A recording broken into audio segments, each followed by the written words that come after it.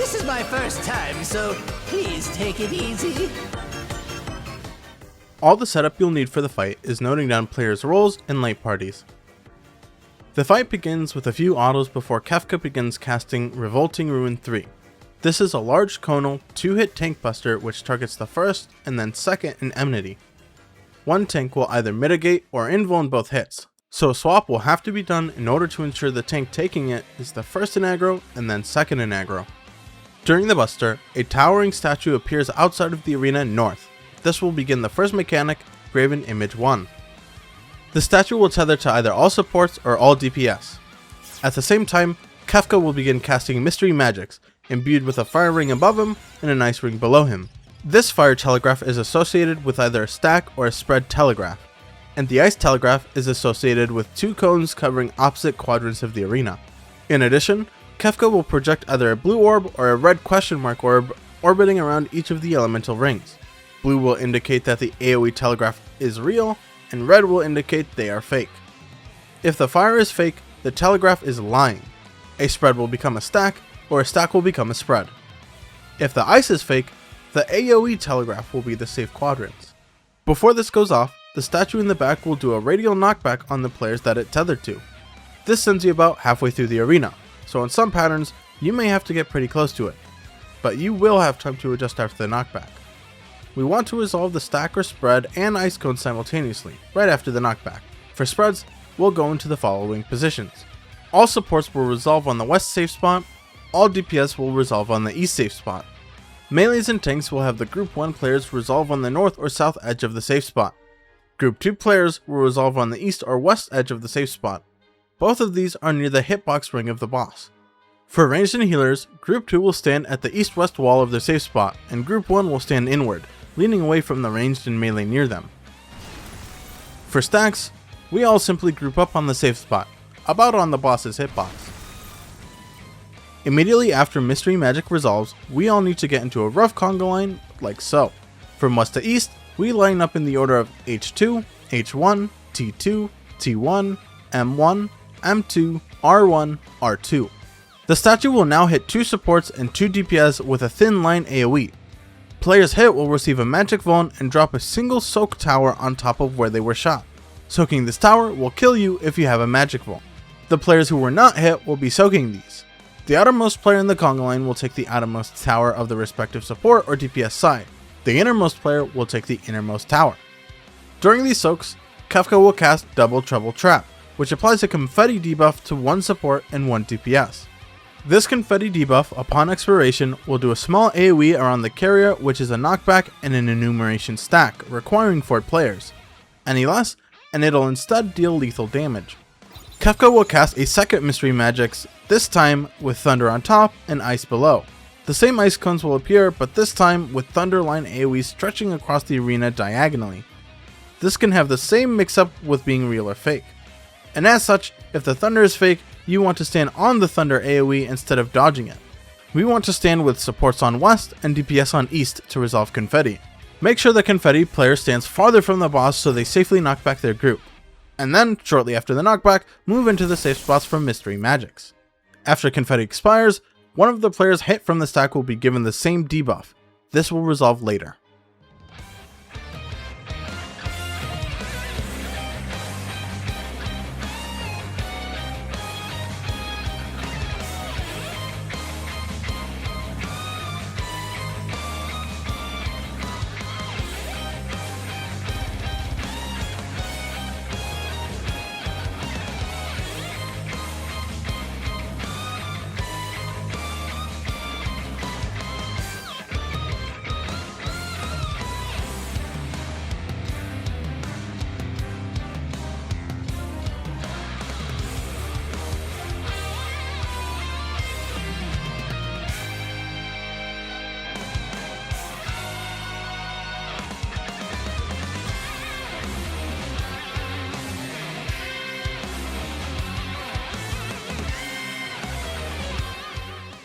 After Mystery Magic resolves, Kefka will begin casting Light of Judgment, raising our platform to the second floor of the tower and dealing very heavy raid-wide damage. Heal and mitigate as necessary. All Light of Judgments in this phase are immediately followed up with a Hyperdrive Tank Buster. This is an AoE on the highest indemnity which hits 3 total times. It hits very hard. A couple autos after the Tank Buster, Kefka will begin casting Graven Image 2, starting the next major mechanic of the fight. The statue outside of the arena will tether to all players. One role is selected to be tethered to the central, purple part of the tower. The other role will be tethered to the right side of the tower, which is yellow. At the same time, Kefka will cast Blizzard Blowout 3, which are the same ice cones from Mystery Magics. This is accompanied with a real or fake, which is only affecting the ice cones. All players will head north and stack on the A marker while avoiding the ice cones. Players tethered to the middle of the statue will take a small stack AoE and drop Gravitas Puddles, which will blow up the party if the player touches it as soon as it's placed. Players tethered to the right side of the statue will be hit with AoE spreads. These knock back any other players in the spread and will detonate the Gravitas Puddles if they touch. After the puddles go off, the spread players will fan out with Group 1 heading left and Group 2 heading right, facing the boss. Ranged and healers will go further out, while tanks and melees head to max melee on east and west. The puddle players will move through the boss to avoid those spreads. Kefka will start casting another Revolting Ruin 3, the large conal tank buster from the opener. Again, this will be mitigated or invulned by one tank. During this buster, one half of the statue will start glowing. A large purple orb on the left or a large yellow orb on the right will appear.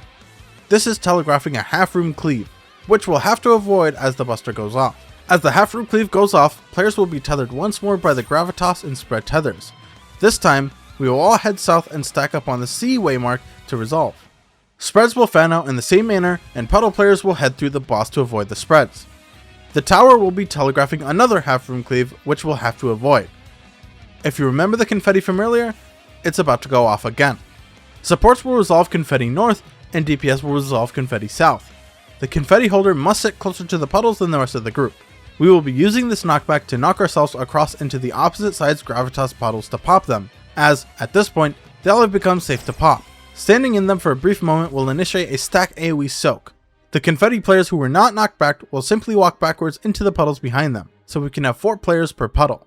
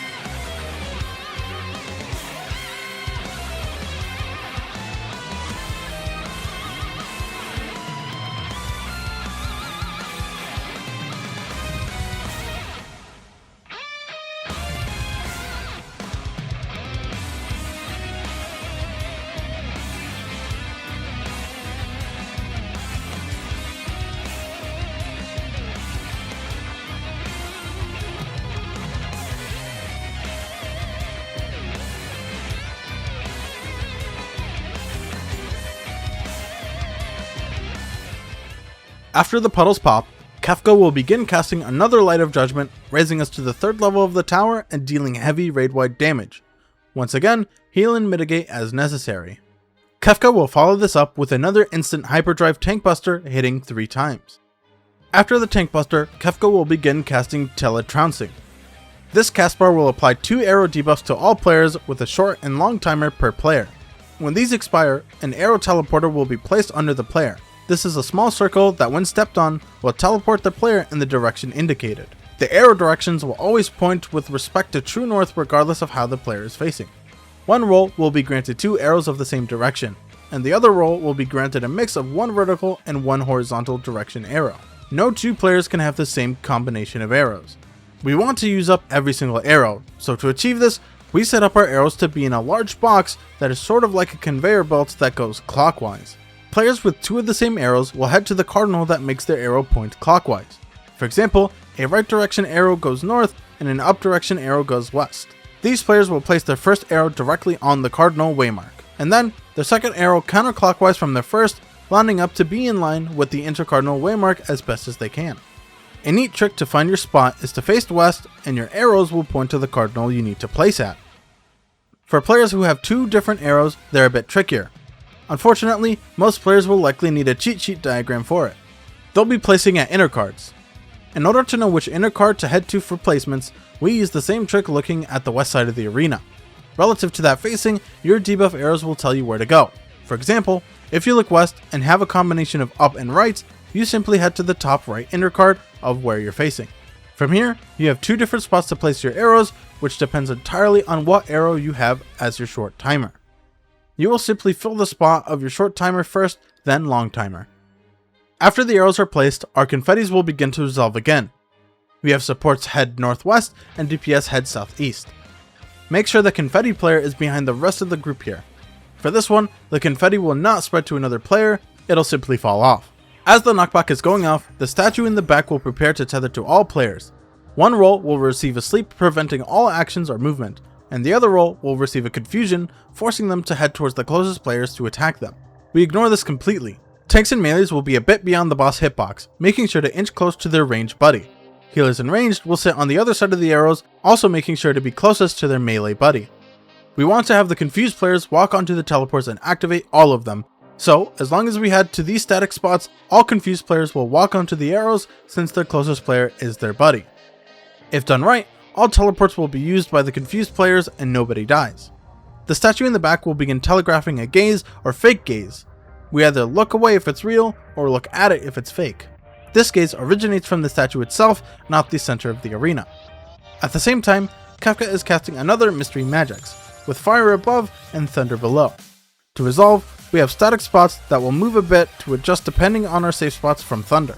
For stacks, we stack the DPS on the 1-way mark northwest, and supports on the 3-way mark southeast. If the thunder AoEs cover the waymark completely, the light party will head to the outer safe spot. For spreads, we have melees and tanks sit on the inner cardinal waymarks, with melees on the west ones and tanks on the east ones. If a player's waymark is completely covered, they instead had to sit under the boss. For healers and ranged, they are simply at the wall with ranged DPS taking the north and west cardinals, while healers take the south and east cardinals. They will adjust into the safe spot from thunder. All players will resolve the gaze from the statue at the same time as Mystery Magics goes off.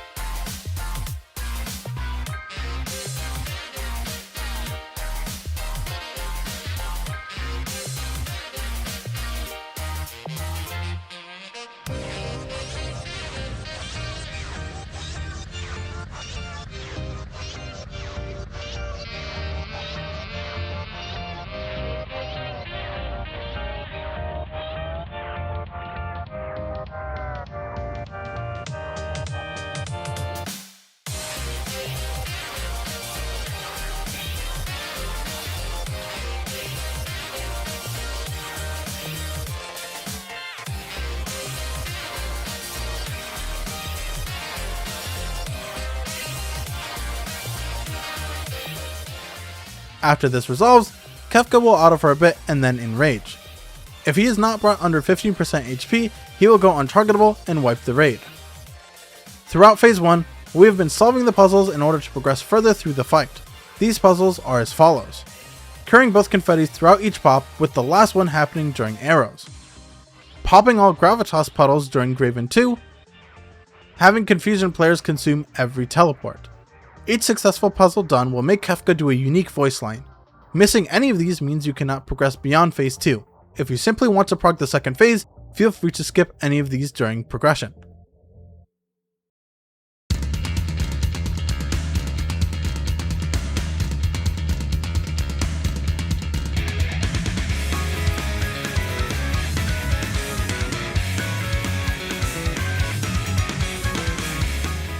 Kefka will start the phase off with Ultimate Embrace, an extremely hard-hitting 2-player tank buster. This can be taken with both tanks kitchen sinking or with invuln solo. If kitchen sinking, this buster requires healer help. After the buster, Kefka will auto before casting Forsaken. This is quite literally the hardest hitting raid-wide in the entire game. Lots of mitigation and shields are mandatory to survive this cast. After the Forsaken cast, all players will be granted an AoE marker. One support and one DPS will be given a stack marker. The remaining players will have one role be given 3 cone markers, and the other role be given 3 spread markers. Throughout the mechanic, Kefka will spawn enumeration towers requiring 2 people, which when soaked, will activate the corresponding AoE markers that the players have. The spread is a small point-blank AoE, the stack needs to be soaked by 3 players, and the cone will target the nearest player for a large conal AoE. All players are afflicted with 4 stacks of Spell's Trouble, a debuff that will cause them to take lethal damage from the raid-wide at the end of the mechanic. Cleansing this debuff is done by soaking a tower. With 16 towers total, requiring 2 players each, this will naturally result in everyone being able to cleanse should all players soak 4 total towers. Players will have a partner that they'll need to know in order to perform mechanics. Melees and tanks will be partnered with their ranged or healer buddy in their group, so H1 will be paired with T1, and M2 will be paired with R2, and so on. Kefka will spawn 2 towers 90 degrees apart from each other at a random cardinal or intercardinal in the arena. For every tower soak, we will treat the towers as new relative south when referring to any positions. For the first set of towers, we want to resolve this with a stack in each tower, a cone in the left tower, and a spread in the right tower. The support pair and DPS pair that each have a stack in it will be the players soaking the tower. The other 4 players will be sitting outside of the tower to resolve the remaining AoEs. These players, soaking the first tower, will be the A group. Facing the boss, we will have the support stack head to the left tower, and DPS stack head to the right tower. Next, regardless of which role has it, the cone player will head to the left tower, and the spread will head to the right tower. The stack in the left tower will sit relative northeast of the tower, right on the boss hitbox rate. The stack in the right tower will sit on the north part of the tower, cheating slightly towards middle or northwest. The cone player will head to the south part of the left tower, not directly on the edge of the tower, but cheating slightly in.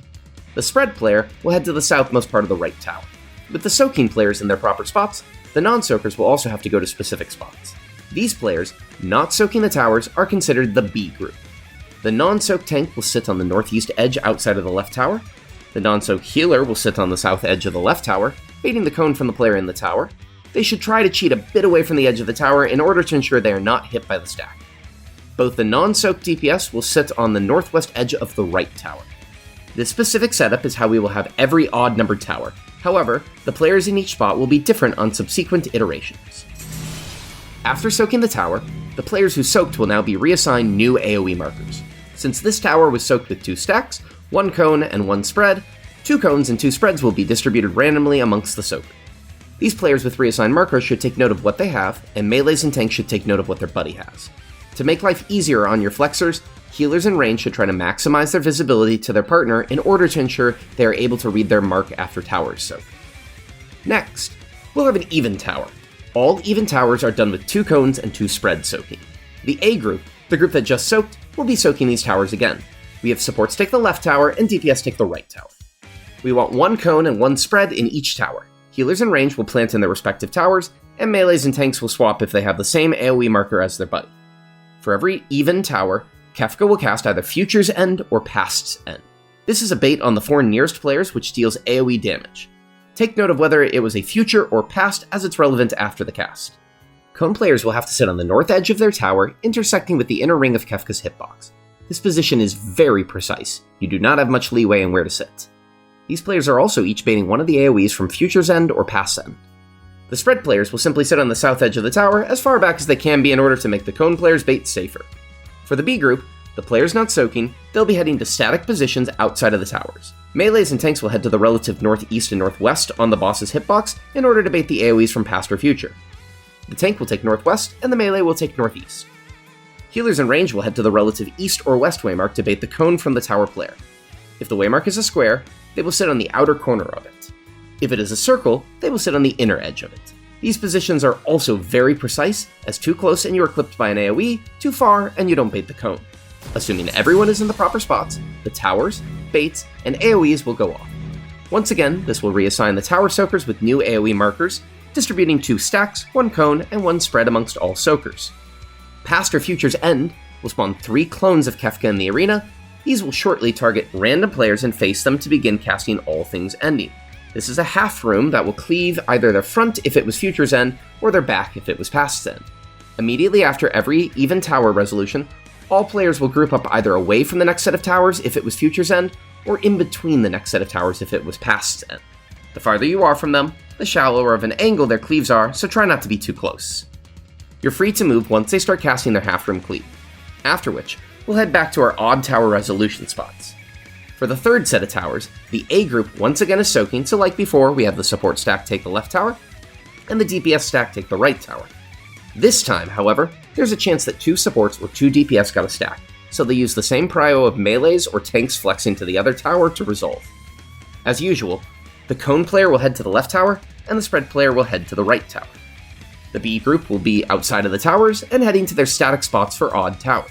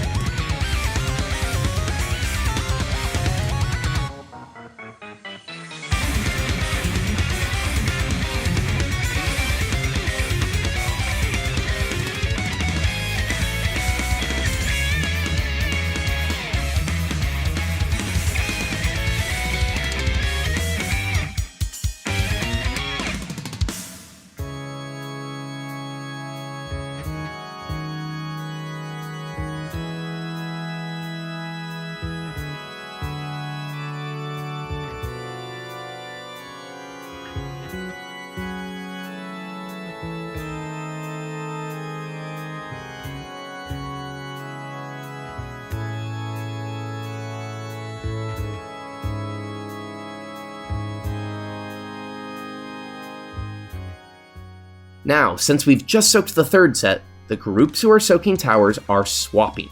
The B group will be soaking, and the A group will head to static spots outside the towers. The A group players will have to remember what they were assigned, as it'll become relevant again 4 tower soaks from now. For Tower 4, since this is even, we're once again doing 1 cone and 1 spread per tower, alongside a Past or Future's End. Notably, due to how markers were assigned, B group will always have melees and tanks flexing for this specific tower, as they'll always have the same marker as their buddy. All B group players will head to their spots in the tower, and A group players will now assume the same static spots outside of towers that the B group had previously. The towers will soak, and assignments will go out, resulting in all soakers getting assigned 2 stacks, 1 cone, and 1 spread, just like the second tower. And again, just like the second tower, all players will head to bait Past or Future. For the 5th tower, B is soaking and A is outside. All players will once again head to the normal spots, support stack left, DPS stack right, melees and tanks flex. The 6th and 7th towers will be resolved in the same manner. The B group players are soaking and the A group players are outside at static spots. The 6th tower will be 1 cone and 1 spread each, supports left, DPS right, melees and tanks flex if they have the same AoE marker. After the 6th tower, players will bait Past or Future before heading to the 7th tower. The 7th tower is resolved the same as every odd tower. After the 7th tower, all players soaked will not be given new assignments, and their stacks of Spells Trouble are all cleansed. We will do one final swap, so the A group is soaking the 8th tower and the B group is outside of them. Remembering back to what the A group was assigned, they'll head to their spots in their towers like every even tower soak. Supports left, DPS right, melees and tanks flex if they are the same as their buddy. This time, however, after the Past or Future baits, all players will group up to stand in between the towers to bait the clones. After they begin casting their half room, all players will move behind them if it was Future's End, or stay in front of them if it was Past's End. At this point, all players should have their debuffs cleansed. Kefka will begin casting Light of Judgment. If any player has any stacks of Spells Trouble remaining, this raid-wide will kill them with unmitigatable damage. This is a very heavy hitting raid-wide, so heal and mitigate as necessary.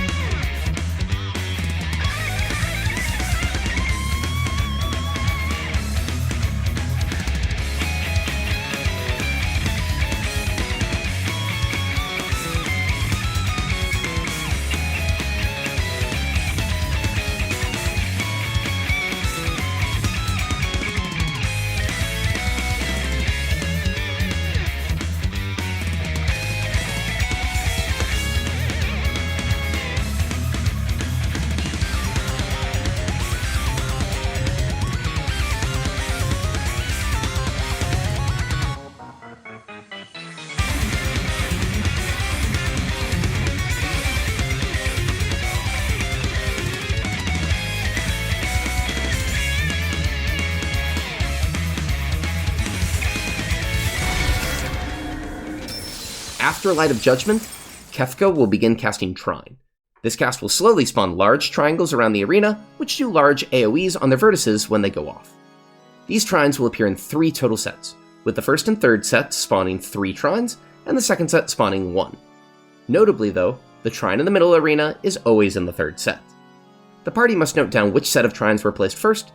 These Trines are where players will dodge to after they go off. All non-tanks will head to the first Trine north and then clockwise. The tanks will head to the first Trine northwest and then counterclockwise. The entire party will stay in the middle as they are spawning, with the boss pointing north. Kefka will start casting Wings of Destruction, which will make one of his wings glow. This indicates that he is doing a half-room cleave on the side that's glowing. After the cleave goes off, the Trines will begin resolving. After the first set goes off, all players will dodge to the respective Trines that they are using as their safe spots. Kefka will begin casting another Wings of Destruction, this time with both glowing. This indicates he'll be doing an AoE tank buster on the nearest and farthest players from him. Because of this, we have the main tank take the near buster, and the off tank with the far buster. The main tank will have to be as close as they can to middle while avoiding the middle Trine. This can be a bit scary, so try to aim for a flat edge of the middle Trine. The off tank will head to the wall in order to bait the far buster. They should try to be as close to the edge as they can to maximize their distance. As for the rest of the party, they'll try to be as far out as they can but not directly at the wall, as they want to allow the main tank leniency to bait their buster, but not be so far out that they bait the off tank's buster. This mechanic is downtime for everyone, so don't try to greed uptime. Immediately after Wings of Destruction, Kefka will cast another Ultimate Embrace tank buster, which again requires either kitchen sink or invul.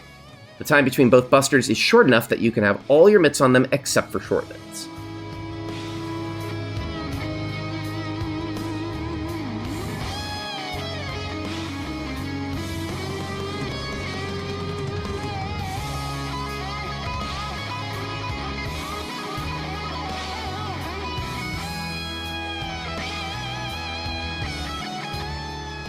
Kefka will not give you a second to wait after the buster resolves before beginning his Enrage. If he is not at 0% HP after the buster resolves, he will go untargetable and wipe the raid. Do note, Tank LB3 is required for the PF solve of the upcoming phase, so you won't be able to send a melee LB here to help with the DPS check. Assuming you made the check, you'll be greeted with a clear cutscene? Just kidding. If you didn't get the line, "This is meant to be our ultimate encounter," at the start of the phase, meaning you completed the Phase 1 puzzles correctly, the fight will immediately end, and you'll have to re-instance before you can try again. If all the puzzles from Phase 1 were resolved properly, Kefka will revert to his normal form, and a cutscene will play out, welcoming you to Phase 3.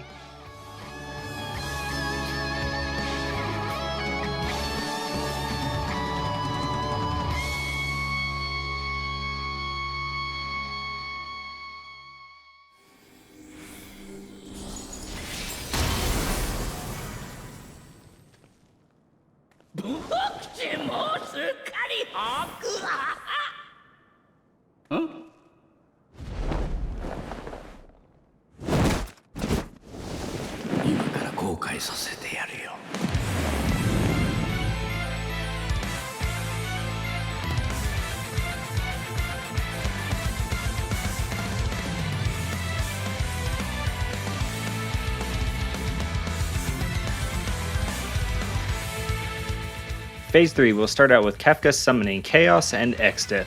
Chaos will spawn west, and ExCh will spawn east. As soon as they're targetable, they will begin casting the Decisive Battle. This cast will grant the 4 closest players to Chaos an alpha debuff and the 4 furthest players to Chaos a beta debuff.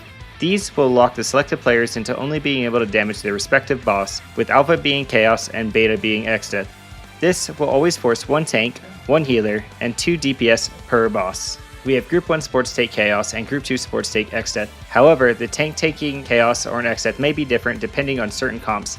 Melee DPS will go on Chaos and range DPS will go on ExCh. After a series of autos from both bosses, which hit very hard by the way, Chaos will begin casting Bowels of Agony, which applies debuffs to all players. All players will receive either a Headwind or Tailwind debuff. This debuff will kill you upon expiration and need to be cleansed. Cleansing is done by receiving a knockback from behind if Headwind, or from in front if Tailwind.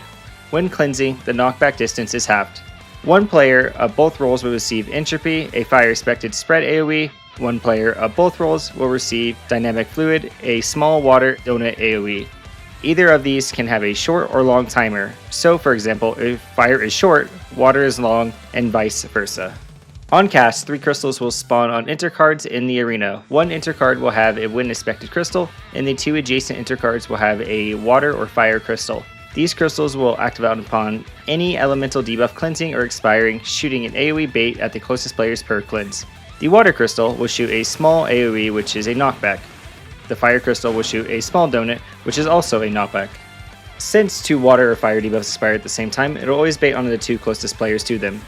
The wind crystal will shoot a small AoE stack requiring 2 or more players. The number of players cleansed will change the number of AoEs that go out.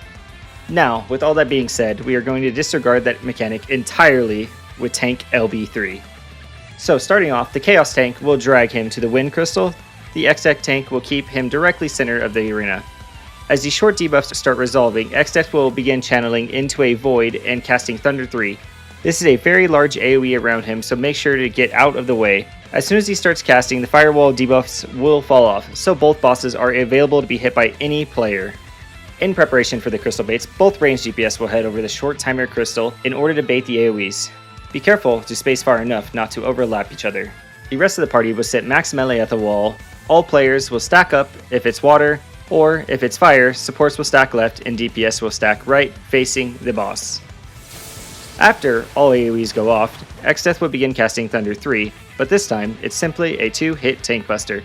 This buster will hit the closest player to him per hit, granting a vuln stack in between, so invuln or swap this buster accordingly. The rest of the players should stay away from ExCh in order to avoid getting hit by the tank buster. From here on, each Thunder 3 is a tank buster. Get used to seeing it happens 5 times total. After the buster, both bosses will auto a bit before Chaos starts casting Latitudinal or Longitudinal Implosion. If it is Latitudinal, Chaos will cleave his sides in a 90-degree cone, followed by a cleave on his front and back. If it's Longitudinal, Chaos will instead cleave his front and back first, then sides. The party will dodge this close to Chaos, while the range will dodge at the long timer crystal. After his second cleave, the long timer debuffs will resolve. Like before, will stack up if it's water or have the support stack left and DPS stack right if it's fire.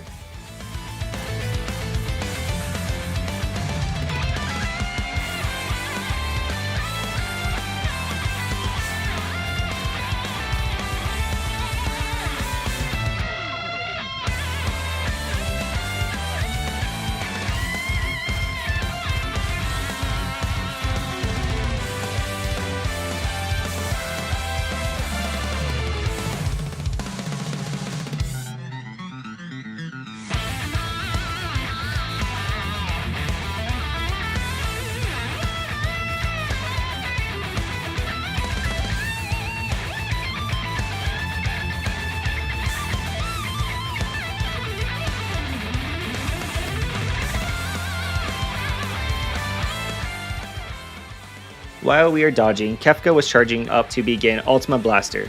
One range should run out to the wall across from Chaos to bait the upcoming Umbra Smash on the furthest player, doing a large proximity AoE. All players, including the baiter, should stay away from where he ends up. Kefka will start at a random cardinal or inner cardinal and dash across the arena. Take note of where he starts. After the first dash, he'll start dashing, rotating clockwise or counterclockwise from that clock spot. Take note of his rotation. ExCh will slowly start casting Vacuum Wave, a large knockback. At this point, you might have noticed that we have not cleansed any of our wind debuffs. We will be using a tank LB3 to mitigate all the damage, but this will also require mitigation and shields on top of that. All players will line up to be knocked back middle, facing the proper direction to resolve their headwind or tailwind debuff. Face away from ExCh if headwind, and face towards if tailwind. Be careful as being knocked sideways will not cleanse your debuff, killing you after it expires. If any player is to die after the knockback, the following limit cut will become unresolvable. After the knockback goes off, all players will sit middle to soak up all the wind's crystal stacks with mitigation and LB3. As they go off, all players will receive limit cut markers above their head. This is where we remember what Kefka's dashes were. Starting opposite of where Kefka's first dash originated, the party will fill spots in the opposite rotation of Kefka's dash rotation. Players will sit in the spots in between a cardinal and inner cardinal at the wall, and will go to the following spots counting 1 to 8 from the waymark. This allows all players to end up opposite of where their dash starts while also avoiding the incoming dashes from the inner card and cardinal walls next to them. You may also think about it as going left or right, facing the waymark that Kefka dashed towards for his first dash. After Limit Cut resolves, ExCh will cast another Thunder 3 Tank Buster. This should be shared or involved as necessary.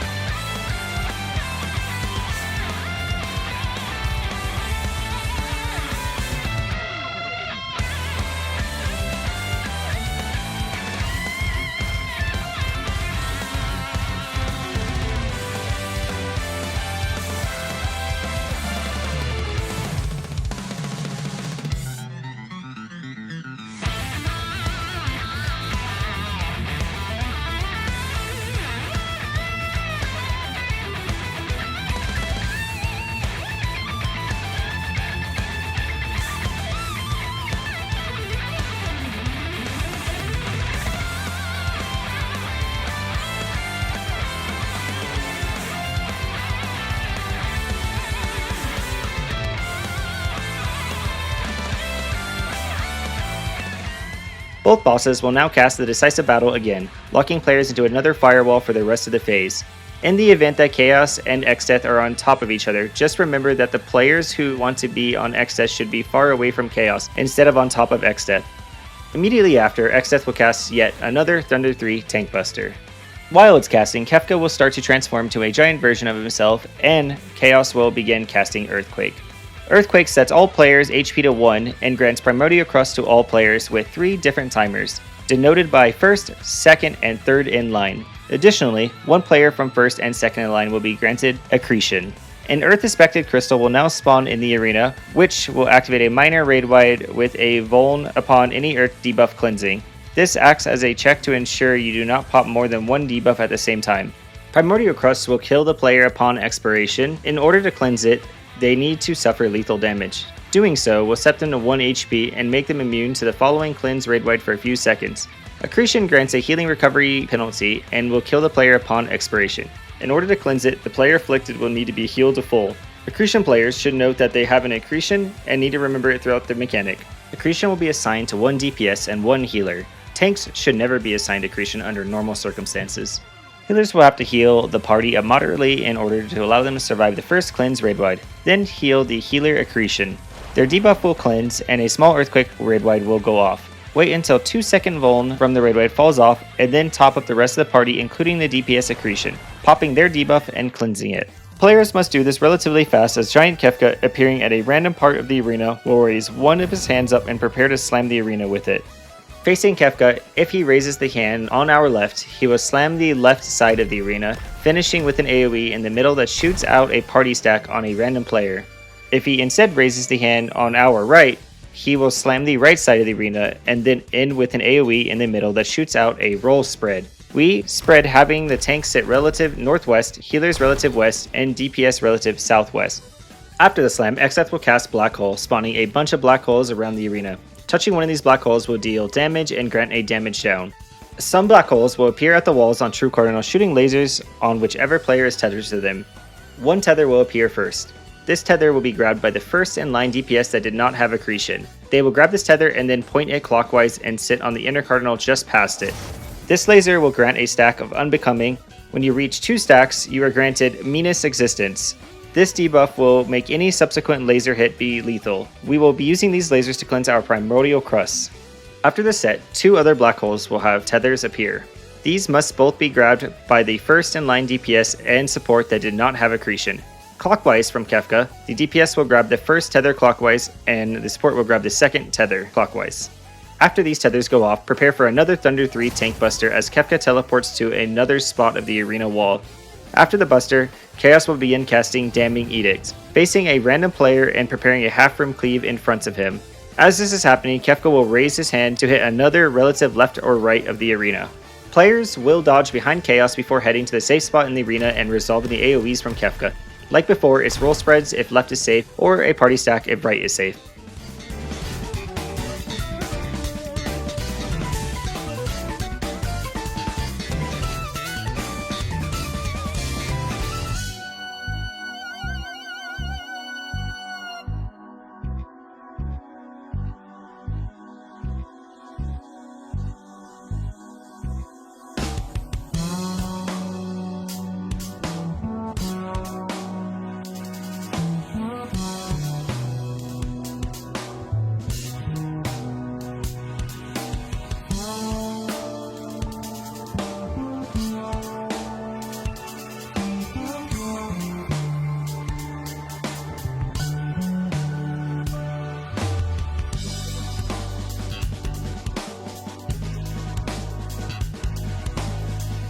All black holes will now reappear, and 3 black holes at the wall on true cardinals will tether to random players. This is where we'll start cleansing the first in line players. Players will grab tethers clockwise from Kefka in order of non-accretion DPS, first tether, non-accretion support, second tether, and then the third tether will belong to the first in line player who was given accretion at the start. After they grab their tethers, players will take them to be just past the inner cardinal way marked clockwise of the black hole that is tethered to them. It's very important to be in this configuration as there is zero risk of shooting another player. Once the lasers go off, the non-accretion DPS player will cleanse, being dropped to 1 HP and triggering Earthquake raid-wide from the crystal. The second in line, non-accretion, will now replace them by grabbing their tether. The second lasers will happen, popping the non-accretion support this time. The second in line, non-accretion, will now replace them. During this, Kefka will teleport again. The third lasers will happen, popping the accretion first in line. After this goes off, the tethers and black holes will disappear and Chaos will begin casting Damning Edict at a random player once more. Kefka at the same time will be charging up a body slam, which hits in a line in front of him. All players must dodge both of these AoEs simultaneously. After the slam, ExCh will start casting another Thunder 3 Tank Buster. Thankfully, this is the last one of this phase. Mitigate or invuln as necessary.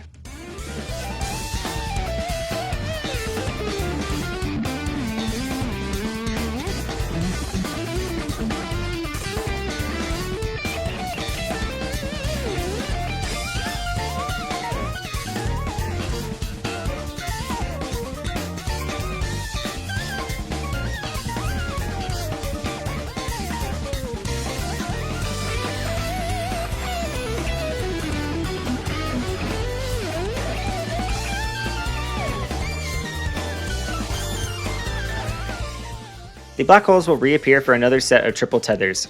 Second in line players will be grabbing all of these. Just like last time, clockwise from Kefka will be DPS first tether, support second tether, and then second in line accretion for the third tether.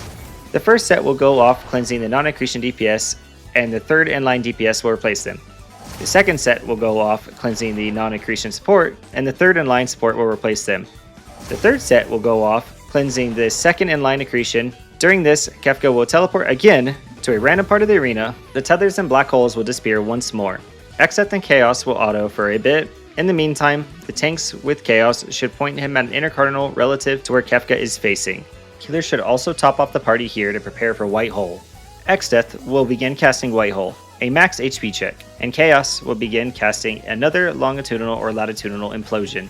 Players will have to dodge to his sides if it is a longitudinal or to his front back if it's latitudinal. Kefka, at the same time, will begin telegraphing a hand AoE to hit either the left or the right side of the arena. Players will dodge Chaos's AoEs and then head to their spots for a party stack if the right is safe or roll spread if the left is safe.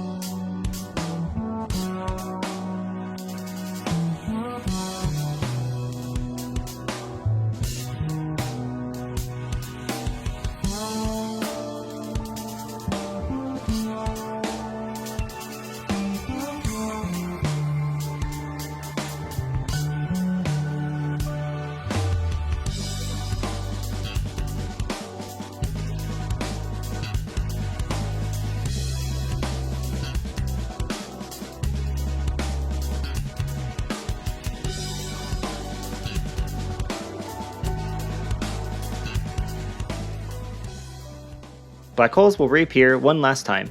This time, 2 tethers will appear. Third in line players will grab these, with the DPS grabbing the first clockwise from Kefka and the support grabbing the second. This will cleanse the DPS debuff, and Kefka will teleport to another random location. Take note to where he teleports to, as it is his final position for the upcoming mechanic. One more tether will appear from a black hole, and this will be taken by the third in line support. Before this tether goes off, Kefka will body slam the arena. Player with this tether should point it to the wall away from the other players. This will cleanse the final player, and healers should take note that if this final cleanse is a tank, they will need to be healed up quickly or else they will die to the subsequent auto. Kefka will then stand up in the middle of the arena after his body slam. Wherever he teleported to will now be his new relative north. All support players will stand relative north in the arena, just beyond the boss's hitbox, and all DPS will stand relative south at the same distance.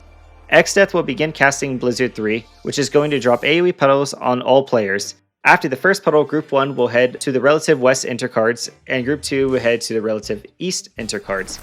Here, they will drop their second puddle. A stack AoE will also be telegraphed on a random player. Whichever role is selected for the first stack will dip back into the middle once the second puddle drops. On relative west and east, Kefka will begin stomping the arena with 2 player towers. The role that is not stacking will soak these, with Group 1 soaking west and Group 2 soaking east. After the first tower soak and this first stack resolves, the roles swap. The previous tower will now head middle for their own stack, and the previous stack role will head out to their towers with Group 1 west and Group 2 east.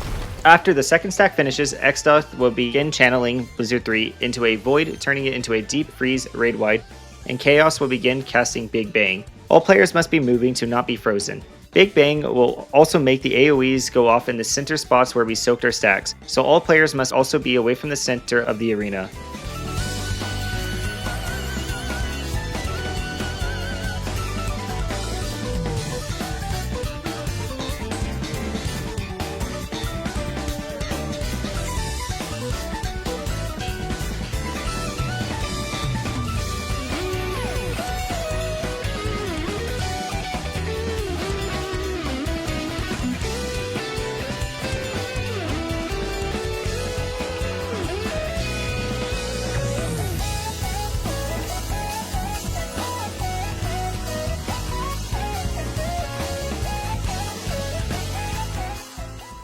The bosses will now auto a few times before casting their Enrages. If one of them is not killed at this point, they will go untargetable. This phase is extended slightly if one is killed before they go untargetable. It is recommended to kill Chaos first as excess Enrage cast is longer. Once both bosses are killed, the party will now enter phase 4.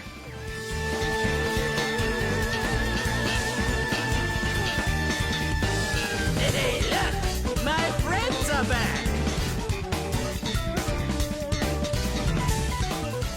Kefka will reappear targetable at the start of the phase and cast Kefka Says. Get ready for the most twisted game of Simon Says you'll ever play. Chaos and Near ExCh will appear outside of the arena northwest and northeast respectively. They'll now begin an onslaught of raid wides, which all deal massive amounts of damage. Heal and mitigate as necessary. Near ExCh will begin slowly casting Grand Cross, and Kefka will begin casting an Ice and Thunder Mystery Magics combo in the middle of the arena. The party will have to dodge this as they prepare to take Near ExCh's raid wide afterwards. Chaos will also begin casting a raid wide, which will hit after Grand Cross. The trick with this phase is that ExCh and Chaos's raid wides will apply a large amount of debuffs to the party, but their casts can be accompanied with a real or fake telegraph that Kefka uses. This will invert the effect of the debuffs applied. The first Grand Cross will apply a large quantity of debuffs to the party. All players will be granted at least one of any of the following debuffs. 2 supports and 2 DPS will be granted an Acceleration Bomb debuff. This comes with 1 short and 1 long timer for each role. Upon expiration, the player afflicted will have to stand still in order to avoid death. When the cast is fake, it requires the player to be moving. 1 support and 1 DPS will be granted a Compressed Water debuff. This is simply a stack AoE around the player. When fake, it becomes a spread AoE that kills other players inside. 1 support and 1 DPS will be granted a Forked Lightning debuff. This is a spread AoE around the player. When fake, it becomes a stack AoE. Compressed Water and Forked Lightning will be assigned grouped as either long or short timers. Do note, Lightning and Acceleration Bomb look very similar. Make sure you know which is which. Finally, Acceleration Bomb players will also be given a Cursed Shriek debuff with a short timer. This requires all other players to be looking away from this player when it expires. If fake, players must look towards the player with this gaze. Chaos's raid wide will now go off shortly after Grand Cross. This can be either Tsunami or Inferno, and will apply Dynamic Fluid or Entropy, respectively to all players. Do note that the cast can be read during, so you can prepare accordingly. If real, Fluid will be a Donut AoE, and Entropy will be a Point Blank AoE. If fake, Fluid is a point blank, and Entropy is a donut. Regardless of which raid wide is first, Entropy will always have a short timer, and Fluid will always have a long timer.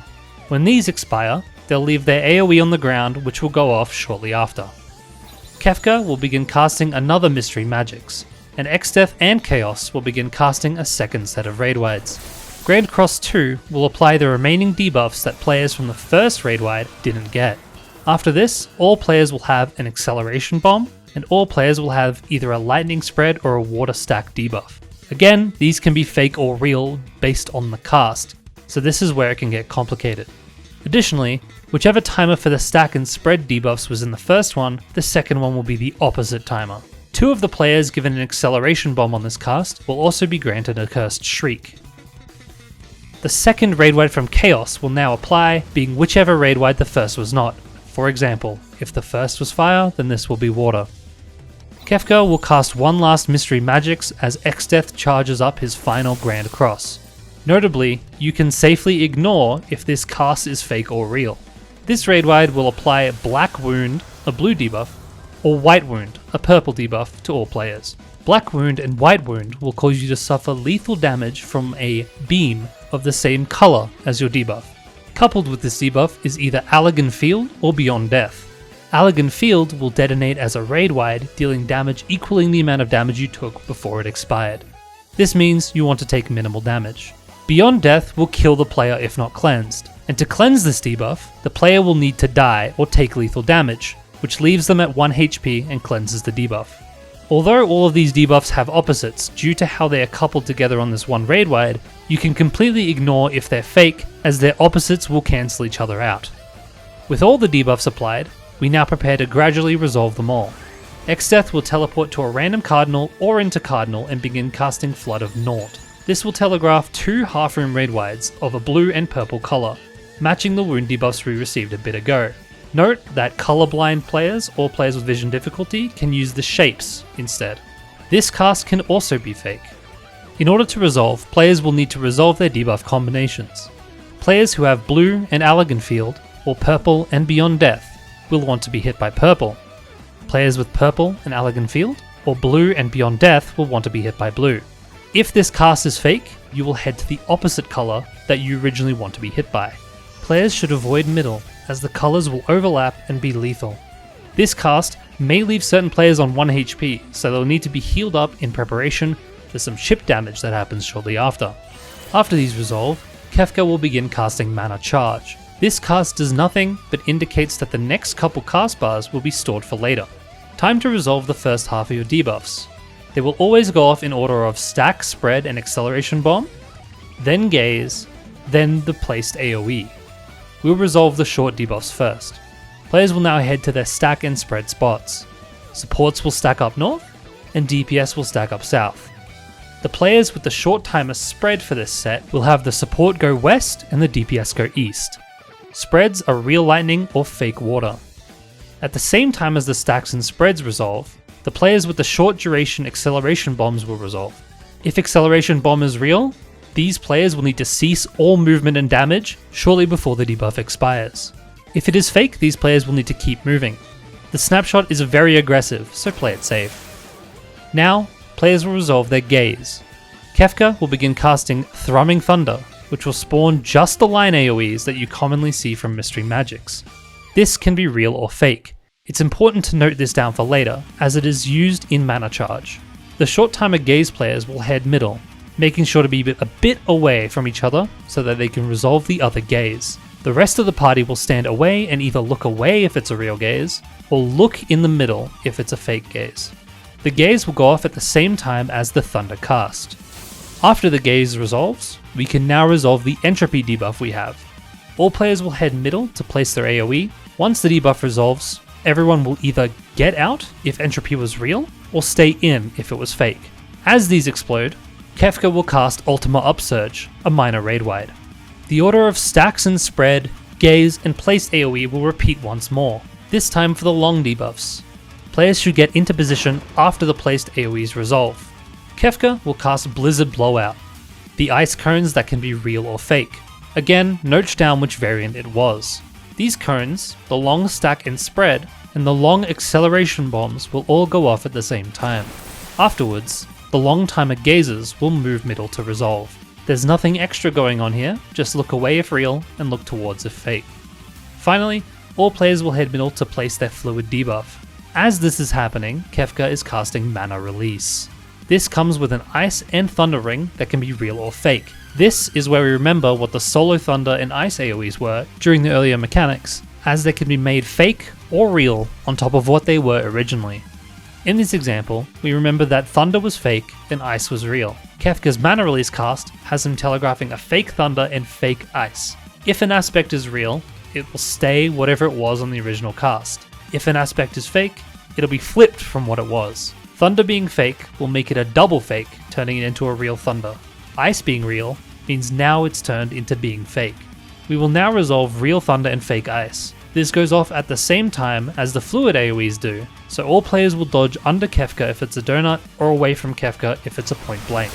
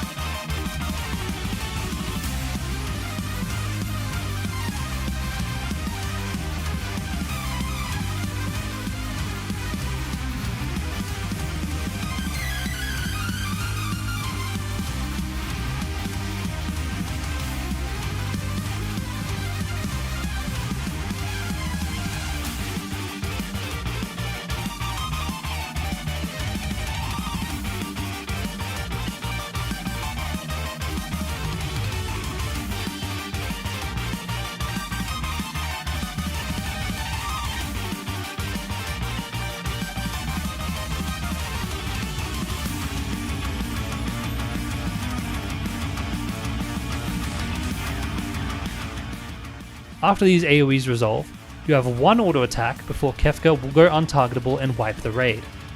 If Kefka is below 25% at this point, he will instead begin casting Ultima Upsurge, a minor raid wide, before going untargetable and transitioning into Phase 5. Destruction is the fate of all things. Anything you fools would dare build, I'll raise to the ground with a smile!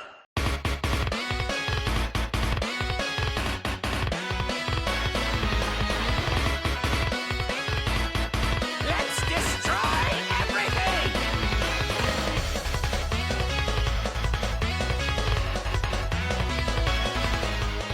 Kicking off Phase 5, Kefka will reappear in the middle of the arena in his final form. Once targetable, he will begin casting Ultima Repeater. This is 4 very hard-hitting raid wides in quick succession, mitigate and heal as necessary. Throughout the phase, Kefka will cast Fell Forces as his auto attacks. These autos are roll stacks, so 1 healer, 1 DPS, and then first and aggro will be targeted for AoEs that require everyone in that role to be stacked. Notably, the tank autos hit extremely hard, so use personal mitigation as necessary. After Ultima Repeater, Kefka will auto 3 times. Immediately following the third auto, Kefka will start casting Chaotic Flood, very rapidly telegraphing diagonal line AoEs on the arena. These will start in one direction and then rotate either clockwise or counterclockwise. The party should dodge these in the middle of the arena, leaning towards the cardinal spot that is safe from the first 2 lines telegraphed. From the starting safe spot, they will dodge the lines as they go off, rotating in the same direction that the AoEs go. A good trick is to face in from that starting point and rotate in the direction you see the last telegraph appear. On each AoE, a party stack will drop on a random player, dealing heavy damage and requiring all players to stick together while dodging. At any time before the cast that will follow, tanks must ensure that the tank who is using their invul first in this phase is second in enmity. This is very important due to how tanks will be assigned mechanics later. After Chaotic Flood resolves, Kefka will immediately start casting Maddening Orchestra. For this cast, we must be in spread positions. Group 1 DPS will spread west, Group 2 DPS will spread east, and then healers will spread south. Tanks will spread north outside of Kefka's hitbox at max melee. After the cast resolves, the first and second in aggro will be hit by a spread tank buster, which will apply a flare debuff to the highest in aggro, and a holy debuff to the second highest in aggro. It is important that the tank with the holy debuff provokes to have highest aggro after these debuffs are applied. For non-tanks, 3 random players will be hit with a spread AoE. This applies a magic vuln that prevents them from taking a second hit. After the first hit, Kefka will perform another 3 spread AoEs on the closest players to him. This can be baited onto the tanks, so they must make sure to stay outside of Kefka's hitbox or risk an instant wipe. The 3 non-tanks that were not hit by a spread will step inside Kefka's hitbox to bait the second set of spreads. At the same time, the tanks will be hit with a shared tank buster that they will stack on top of each other. The tank with the flare debuff should now no longer have aggro and head to the wall as it detonates. This tank cannot have threat here, as Kefka must stay centered or else later mechanics will be impossible to resolve and cause a wipe later on. The tank with the holy will invul right before the debuff timer expires, invulling both the AoE from the holy and the flare from the other tank. All non-tanks will now head south outside of the hitbox to avoid the very large flare AoE from the tank. After Maddening Orchestra finishes, Kefka will roll auto twice. The tank who invuled should still have main threat to solo these 2 autos, which should still be covered by the invul. They will now keep threat until the second Maddening Orchestra cast.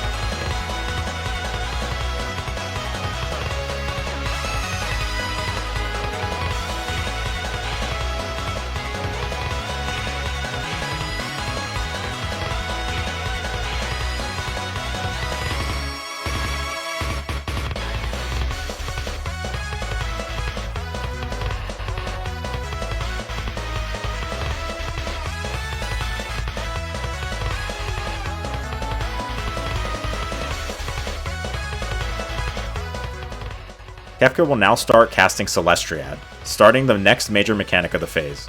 6 players will be given a random vuln debuff. 2 players are given a lightning resistance down, another 2 are given a fire resistance down, and another 2 are given ice resistance down. There will be 2 players who have no vulnerability. Do note, fire and lightning vulns look very similar to each other, so be careful. This cast will also spawn 9 towers around the arena. 3 next to each other will be lightning, another 3 will be fire, and another 3 will be ice. They always spawn in sets of 3. Throughout the mechanic, 4 towers per set will start to glow, indicating that they're active and will require a 2-player soak. There will always be 1 of each element and then an extra of 1 element. Having a vulnerability to the elements of the towers will cause them to be lethal. To resolve the first set, players with vulns must locate the tower that matches their vuln, then head to the next element clockwise of that vuln. From here, they will soak the active tower. If the element they're soaking has 2 towers that are active, they head to the leftmost tower facing out from middle. The non-debuff players have the hardest job in that they have to find where the double tower is, and then head to the rightmost tower facing out from middle. During the soaks, Kefka will cast either a point-blank AoE or a donut AoE. If his element is earth, it will be point-blank. If his element is wind, it will be a donut. This will go off at the same time as the first and third set of towers being soaked. After the first soak, another set of towers will activate, being different from the first set. All players who had vulns at the start will simply rotate clockwise to the next element and soak the active tower. For an element with 2 towers active, the nothing players will always follow these.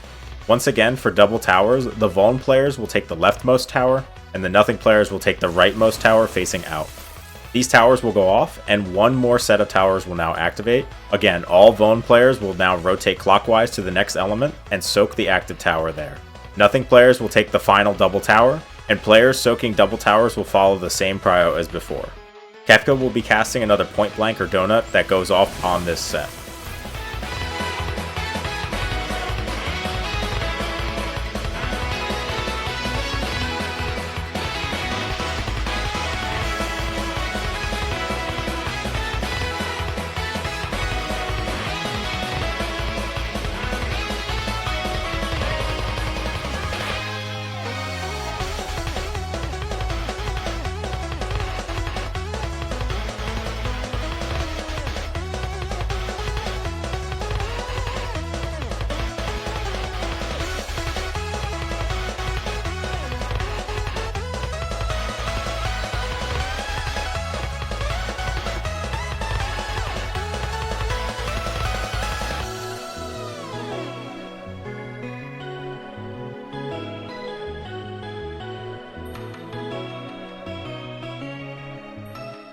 After the third tower, Kefka will cast another Ultima Repeater, hitting the party with another 4 raid wides in rapid succession. Once again, mitigate and heal as necessary. Kefka will follow this up with another 2 roll autos. Kefka will now cast Stray Apocalypse, spawning Exaflare Telegraphs on Northwest first and then Northeast. These will be large AoEs that start traveling in the direction indicated. These happen very fast and their snapshot is very aggressive, so you must respect these. They will keep spawning on Northwest and Northeast repeatedly for a total of 6 times. To resolve this, line yourself up with the Northwest X's first, and then strafe left or right to be between the 2 Exaflares. Next, face Northeast and strafe left or right to be in between those. As they keep spawning, alternate facing Northwest and Northeast, strafing left and right to adjust in between each set of X's as they appear. As the last set of X's are resolving, Kefka will begin casting Stray Entropy, a simple spread AoE on all players. Players must all spread out using eyes in order to dodge these, while also avoiding the final set of exes.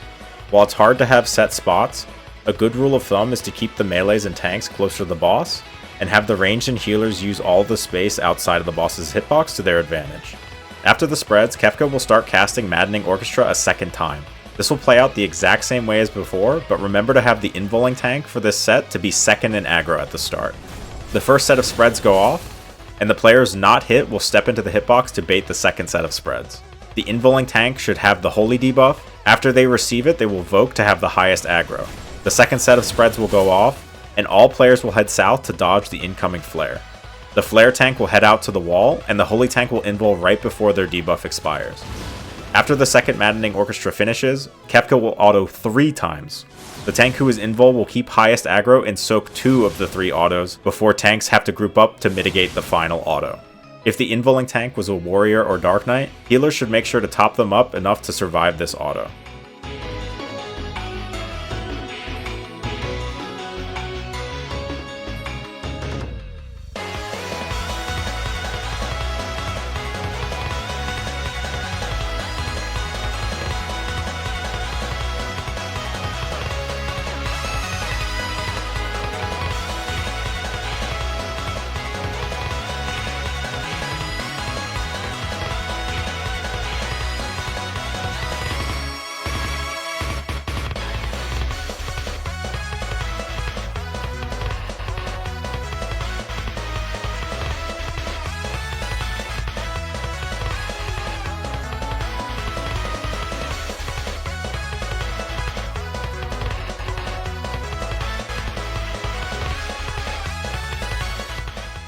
After the last auto, Kefka will cast Forsaken, beginning the Enrage sequence of the fight.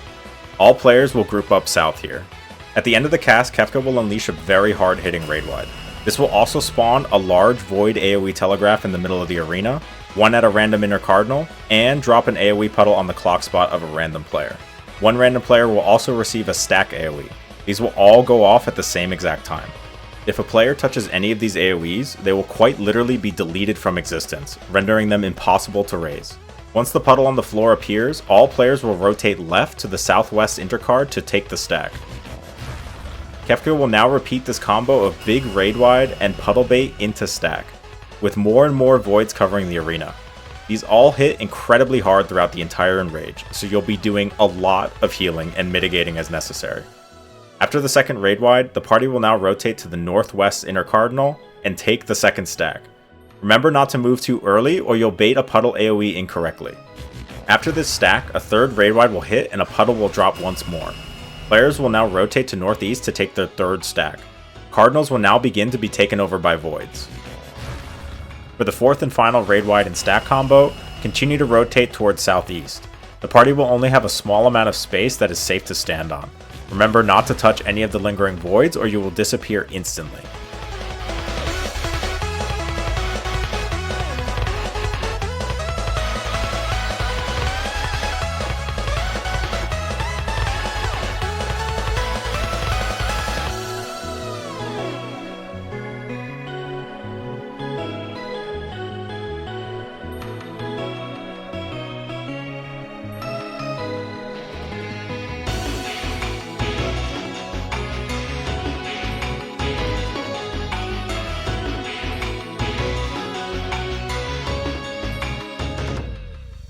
Kefka will now start casting Forsaken Null. This is the hard Enrage of the fight and it's just you and the boss. You have a long cast bar and then once it goes off, 5 seconds before he literally destroys the world. If you manage to defeat him in time, congratulations on becoming a full legend.